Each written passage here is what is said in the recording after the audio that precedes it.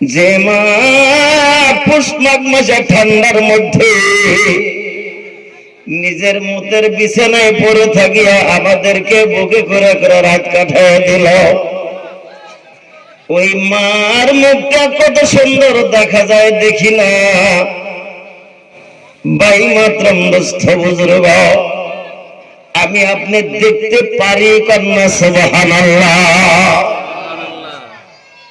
প্রত্যেকটা মানুষ খালি আল্লাহর নিয়ামতের দিকে একটু চোখটা ঘুরায়, আমি তো বলি সে আল্লাহর ওলি হয়ে যাবে, কবেন না সুবহানাল্লাহ।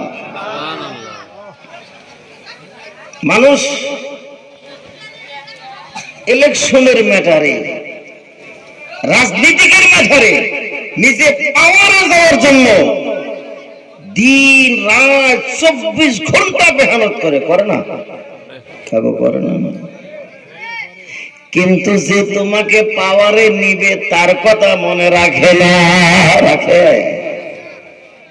ও ভাই, পাওয়ারে নেওয়া দেওয়ার মালিকরা আল্লাহ না, খারাপ পাইবেন বলে?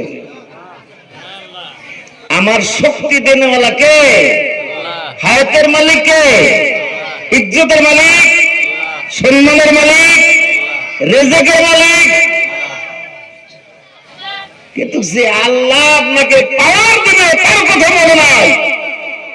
আমরা রাত দিন 24 ঘন্টা মেহনত করতেছি, আফসোস একজন মানুষ রাজনীতিকের পাওয়ার আসার জন্য যত টাকা পয়সা খরচ করে, যত জায়গায় দৌড়াদৌড়ি করে, তার থেকে 10 ভাগও নাই, 100 ভাগের 1 ভাগ যদি আল্লাহর দিকে রুজু হয়ে যায়, সে আল্লাহর ওলি হয়ে যাবে। কোন সুবহানাল্লাহ।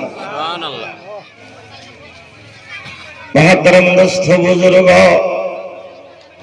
যে নবীকে আল্লাহ না বানাইলে কিছুই বানাইতেন না। আগের হুজুরা কয়ে গেছে আমরা সেই নবীর উম্মত, যে নবী নবীরও নবী। মহতরম দোস্ত বুজুর্গ, যে নবী 63টা বছর জিন্দেগি পায়া আরামের বিছানায় ঘুমায় দেখলো না, কবেন না সুবহানাল্লাহ। সুবহানাল্লাহ। বলেন তো, নবী গরিব আছিল না ধনী আছিল? গরিব। এই পাশের বাইরা গরিব না ধনী? যাই না কইতেছেন না, না যায় না কন? আল্লাহর নবীর বাড়ি ভিটাটা বর্তমান আল্লাহর নবীর যেটা বাড়ি ছিল, এই বাড়ির ভিটার ভ্যালু আর সারা গল্পরা ডিস্ট্রিক্ট বেচলে তো ওনার বাড়ি 1 কোটির দাম হবো না।